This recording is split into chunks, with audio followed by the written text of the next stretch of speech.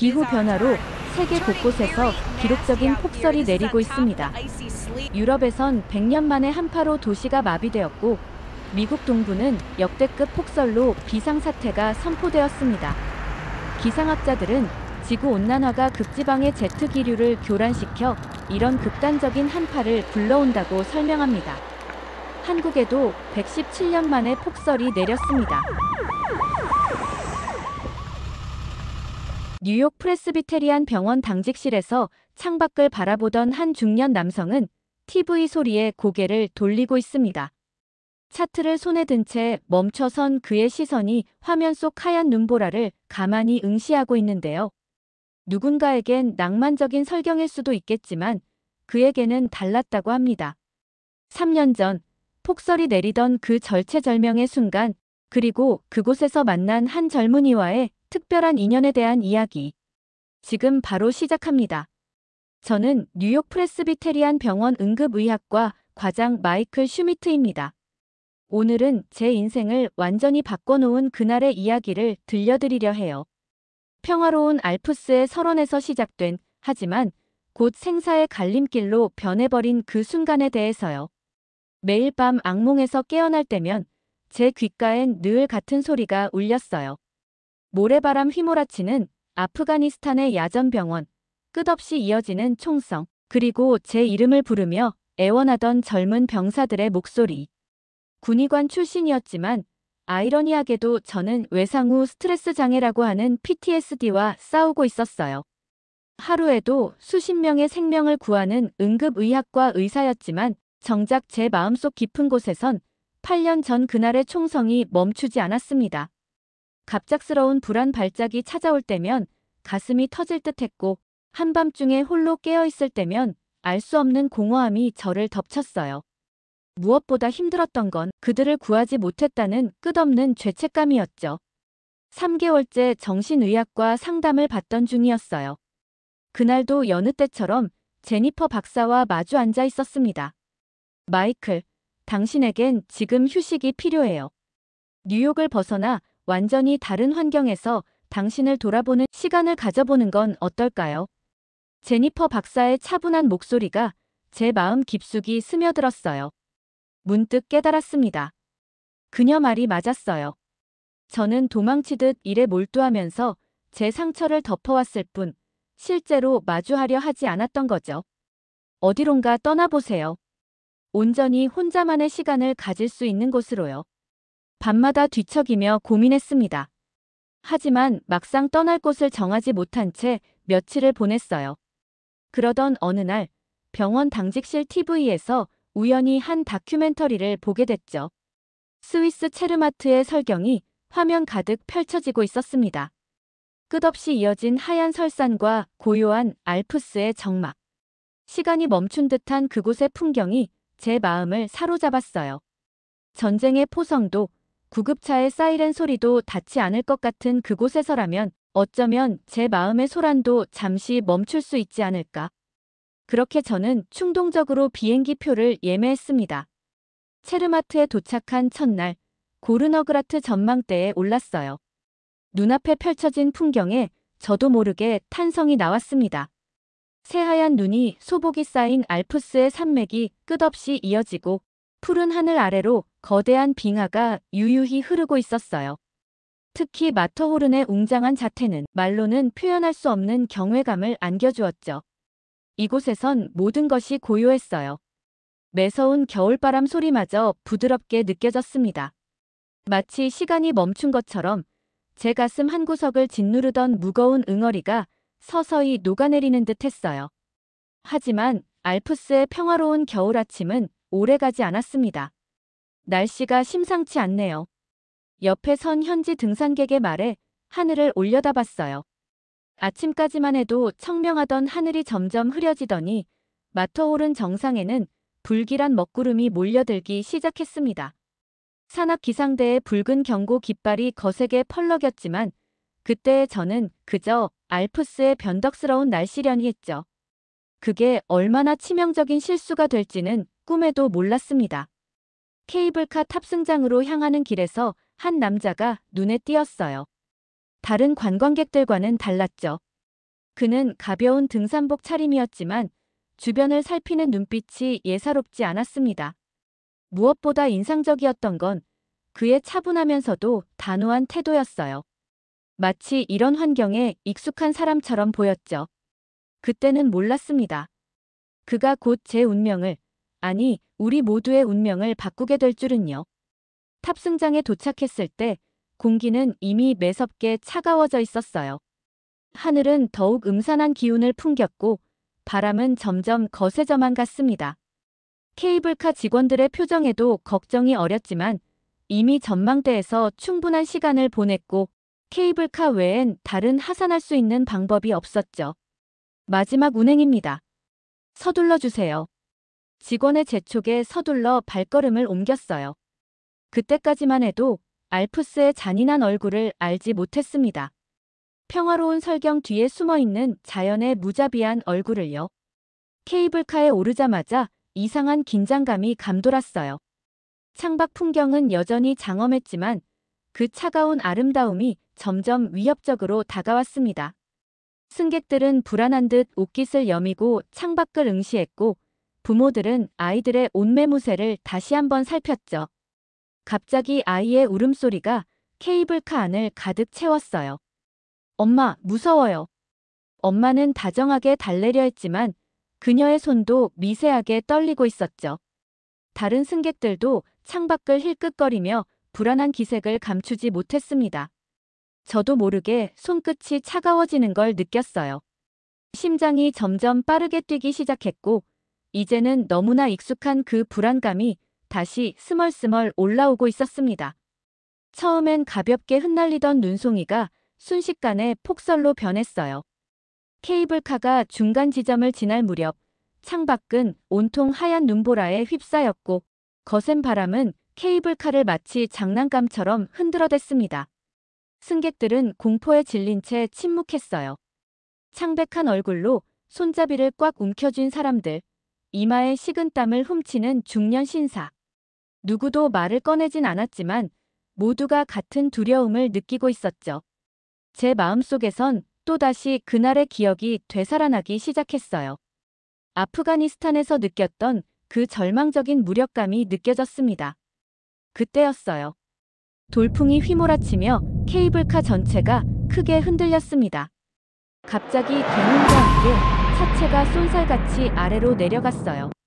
승객들은 비명을 지르며 중심을 잃었고 저도 반사적으로 손잡이를 움켜쥐었습니다. 날카로운 소리와 함께 케이블카가 덜컥 멈춰섰어요. 순간 타는 듯한 냄새가 진동했고 모두가 충격으로 얼어붙었습니다. 이렇게 우리는 지상 3000m 상공에 그대로 멈춰버린 거였어요. 처음엔 아무도 상황을 받아들이지 못했습니다. 누군가의 흐느낌이 들리고 옆자리의 노부인은 기도를 중얼거렸어요. 케이블카 안의 전광판에는 섬뜩한 붉은 글씨로 긴급 정지라는 문구만이 깜빡이고 있었죠. 그때였어요. 아까 제가 눈여겨봤던 그 남자가 자리에서 일어섰습니다. 다른 승객들과는 확연히 달랐어요. 그의 움직임에는 망설임이 없었고 마치 이런 상황을 수없이 겪어본 사람처럼 침착했습니다. 하지만 순식간에 케이블카 안은 아수라장이 되었어요. 여기 천식 환자가 있어요. 제발 누가 좀 도와주세요. 이어서 또 다른 다급한 목소리가 들려왔습니다. 우리 아이가 너무 추워해요. 체온이 자꾸 떨어지는 것 같아요. 제 손은 사시나무처럼 떨리기 시작했고 심장은 미친 듯이 뛰어댔어요. 머릿속이 하얗게 변하면서 전쟁터의 기억이 물밀듯이 밀려왔습니다. 귓가에 울리는 폭발음, 피투성이가 된 채 쓰러지는 병사들, 마지막 순간에 제 손을 잡고 애원하던 그 얼굴들. 숨이 턱 막혀왔어요. 지금 이곳이 아프간의 사막인지 알프스의 케이블카 아닌지 분간할 수 없을 지경이었습니다. 그 순간 깊고 차분한 목소리가 케이블카 안을 울렸습니다. 모두 진정하세요. 우리는 반드시 함께 살아서 나갈 겁니다. 그 목소리에는 이상한 힘이 있었어요. 마치 마법처럼 제 머릿속을 헤매던 악몽 같은 기억들이 잠시 멈춘 것 같았습니다. 정신을 차리고 보니 주변은 여전히 혼란스러웠어요. 맞은편의 노인은 가쁜 숨을 몰아쉬며 가슴을 부여잡고 있었고 한쪽에선 아이가 울음을 터뜨리고 있었죠. 누군가는 계속해서 살려주세요를 되뇌고 있었고요. 의사인 제가 나서야 했지만 저는 그저 무기력하게 서 있을 뿐이었습니다. 그런데 그때 그 남자가 결연한 발걸음으로 노인 앞으로 다가갔어요. 괜찮으십니까? 천식이신가요? 노인이 간신히 고개를 끄덕이자 그는 재빨리 배낭을 뒤졌어요. 그의 침착한 모습에 이끌려 저도 모르게 그의 곁으로 다가갔습니다. 그는 먼저 노인을 벽에 바로 기대게 하고 자세를 반듯하게 잡아주었어요. 그러고는 담요를 찢어 입과 코를 덮을 수 있는 방한 마스크를 만들었죠. 찬 공기와 눈보라에서 기도를 보호하기 위해서였을 겁니다. 이건 한국 전통 약초입니다. 숨쉬기가 한결 편해지실 거예요. 그가 주머니에서 꺼낸 건 작은 약초 주머니였어요. 은은한 향이 퍼져나왔고 놀랍게도 노인의 거친 숨소리가 조금씩 잦아들기 시작했습니다. 의사인 저로서는 산에서 자란 생약을 그대로 쓴다는 게 걱정스러웠지만 노인의 호흡이 점점 안정되는 걸 보며 놀라지 않을 수 없었어요. 그의 행동 하나하나에는 분명한 이유와 확신이 있어 보였습니다. 이어서 그는 추위에 떨고 있는 아이에게 다가갔어요. 배낭에서 핫팩을 꺼내 담요 사이사이에 끼워 넣고는 아이를 조심스럽게 감싸주었습니다. 여기 있는 건 마법 사탕이에요. 먹으면 온몸이 따뜻해진답니다.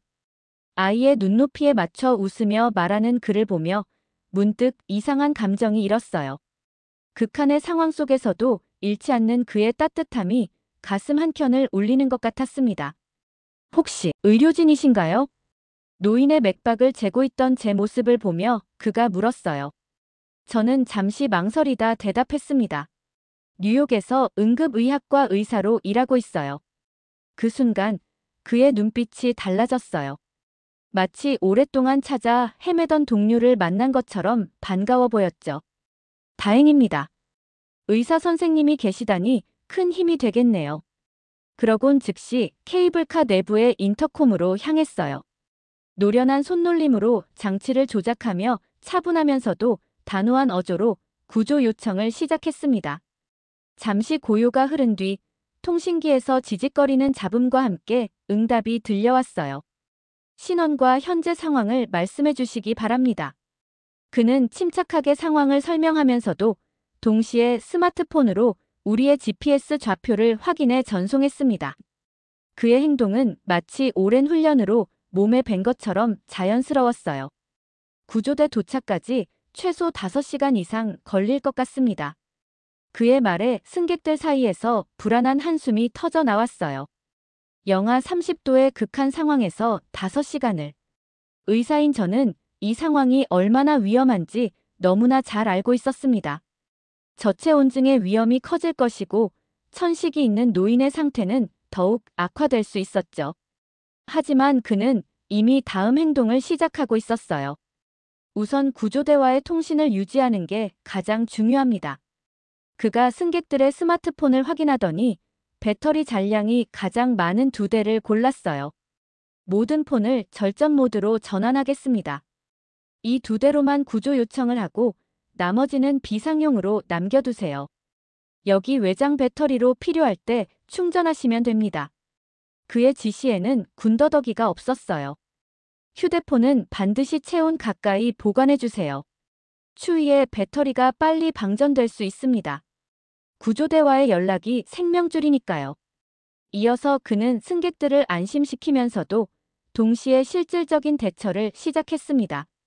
배낭에서 방수팩을 꺼내 즉석 보온막을 만들기 시작했어요. 여벌의 옷으로 문틈을 막아 한기를 차단하고 등산용 매트를 깔아 차가운 바닥을 단열했죠. 모두 최대한 가까이 모여 앉아주세요. 체온을 나눠야 합니다. 그는 승객들을 소그룹으로 나누고 체온 유지를 위한 자리 배치를 시작했어요.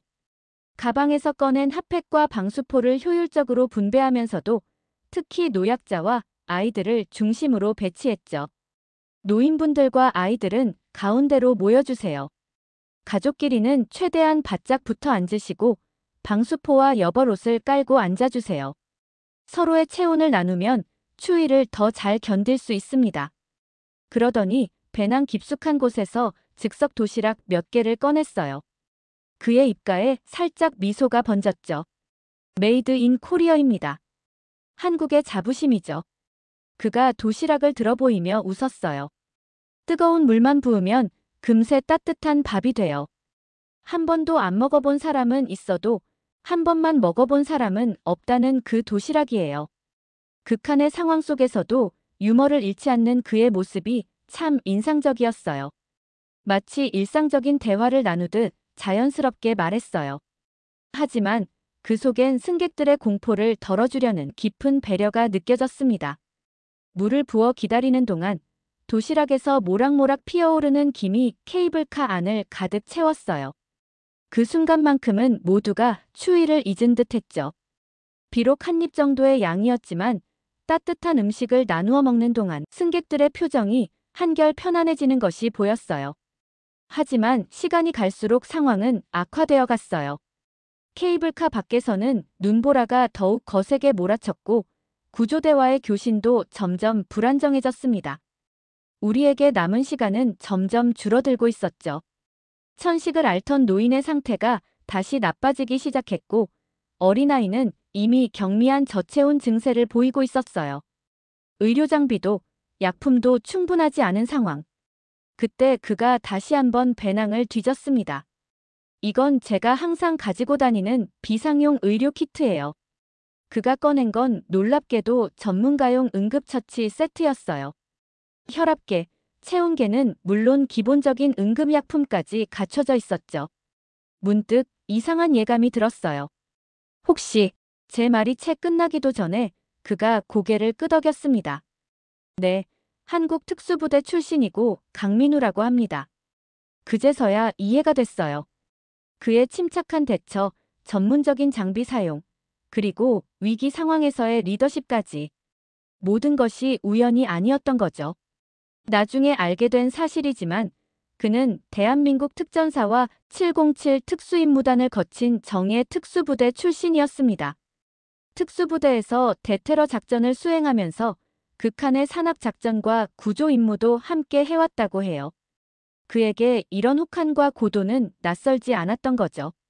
특수부대의 모든 훈련과 기술이 극한 상황에서 단 한 명이라도 더 구하기 위한 것이라는 걸 그날 저는 직접 목격하게 되었습니다. 박사님, 우리 시간이 없어 보입니다. 그의 차분한 목소리에 고개를 들었어요. 창밖은 커튼을 친 것 마냥 하얗게 변해 있었고 통신은 거의 끊겨가고 있었습니다. 하지만 그의 눈빛은 오히려 더욱 단단해 보였어요. 그는 이미 다음 행동을 결심한 듯 했죠. 의사 선생님께서 환자분들을 계속 살펴봐 주세요. 제가 다른 준비를 하겠습니다. 그가 마지막 남은 방한 장비들을 꺼내 챙기며 케이블카 문 쪽으로 향했을 때 제 심장이 덜컥 내려앉았어요. 설마 밖으로 나가시려는 건가요? 이대로는 모두가 위험합니다. 헬기가 우리를 찾을 수 있도록 신호를 보내야 해요. 순간 말문이 막혔습니다.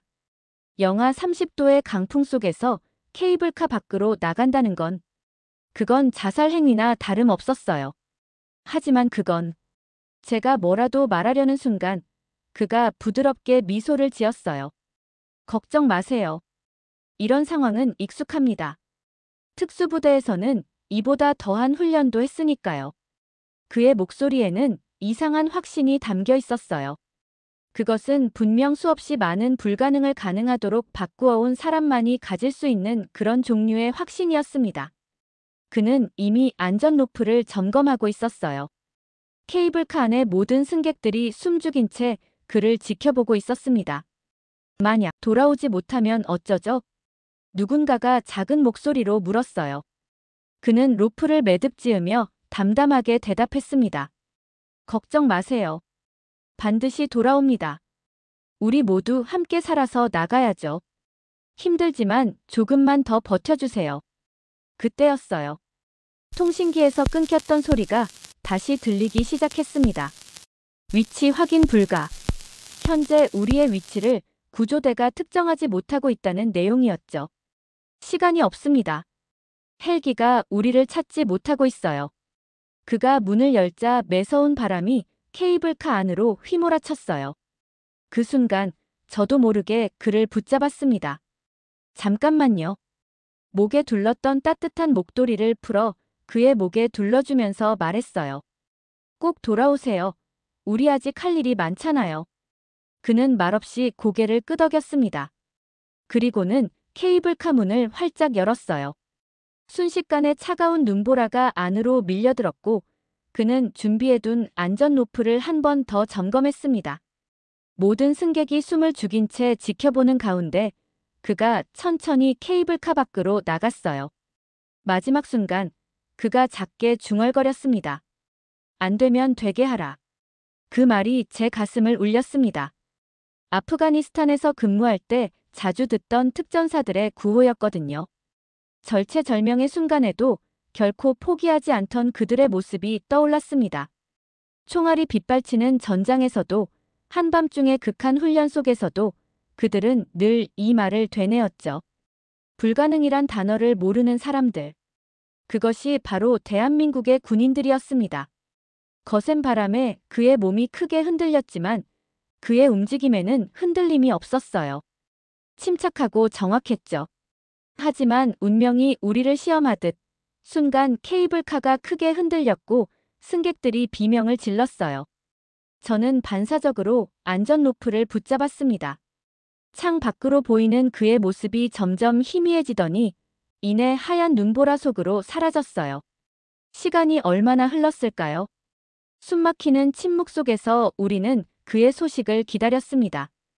통신기에서는 여전히 잡음만 들려왔고 바람 소리는 점점 더 거세져만 갔어요. 그때였습니다. 먼 하늘에서 희미한 불빛이 보였어요. 처음에는 착각인가 싶었지만 그 빛은 점점 또렷해졌습니다. 그리고 이어서 들려온 헬기 소리. 저기 봐요. 헬기가 오고 있어요. 누군가의 외침에 모두가 창밖을 바라봤어요. 케이블카 위에서 붉은 신호등을 흔드는 강민우의 모습이 눈에 들어왔습니다. 그는 해냈어요. 영하 30도의 강풍을 뚫고 우리의 위치를 알린 거죠. 하지만 안심하기엔 아직 이른 것 같았습니다. 이 눈보라와 강풍 속에서 헬기의 접근과 강민우의 귀환, 모든 게 쉽지 않을 테니까요. 기상 조건은 최악이었어요. 헬기는 필사적으로 케이블카에 접근을 시도했지만 거센 눈보라에 번번이 밀려났습니다. 조종사들도 안간힘을 쓰는 게 보였어요.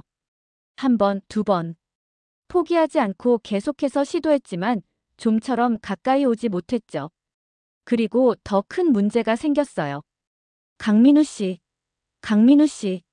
저는 안전장치에 묶여있는 로프를 당겨보았지만 반응이 없었습니다. 승객들의 얼굴에 다시 공포가 스며들기 시작했어요.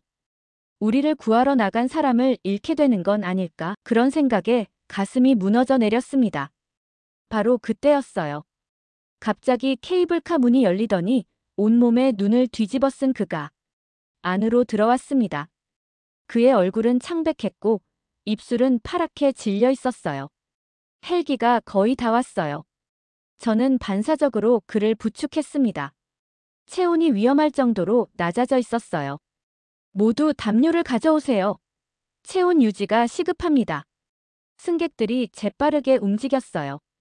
누군가는 담요를 건넸고 또 누군가는 남은 핫팩을 내밀었어요.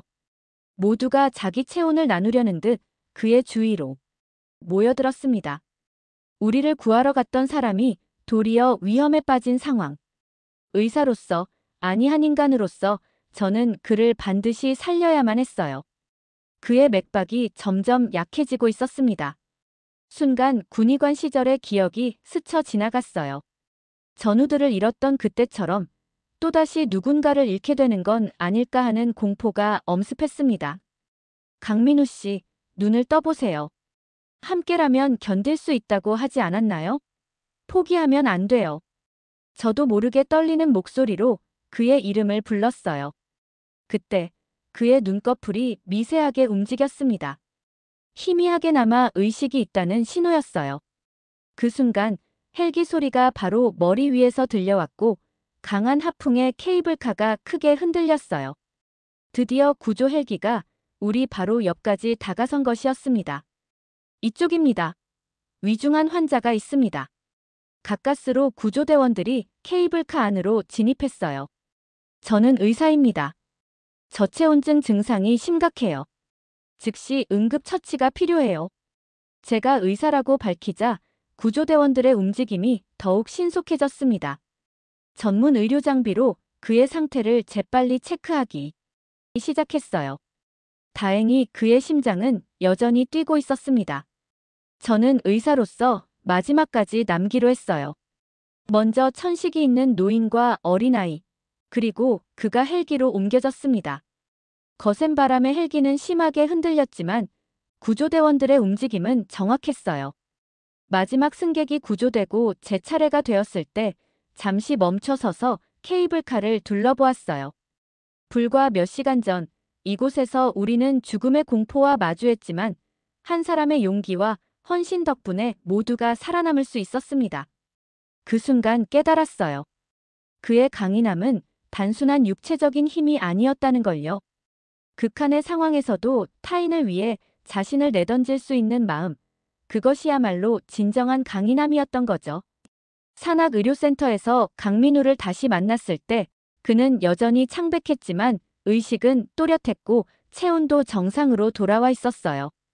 다른 승객들도 그랬고 저 역시도 너무나 당연하게 그에게 찬사를 보냈습니다. 하지만 그는 여전히 겸손한 미소를 지으며 말했어요. 그저 해야 할 일을 했을 뿐입니다. 긴장이 풀리자 우리는 마치 오랜 친구처럼 케이블카에서 있었던 일들을 이야기했어요. 저는 그에게 그 도시락이 제 평생 먹어본 것 중 가장 맛있었다고 말했죠. 그러자 그가 웃으며 말했습니다. 다음에 한국에 오시면 진짜 한국식 따뜻한 밥 한 끼 대접하고 싶네요. 이번엔 편한 식당에서요.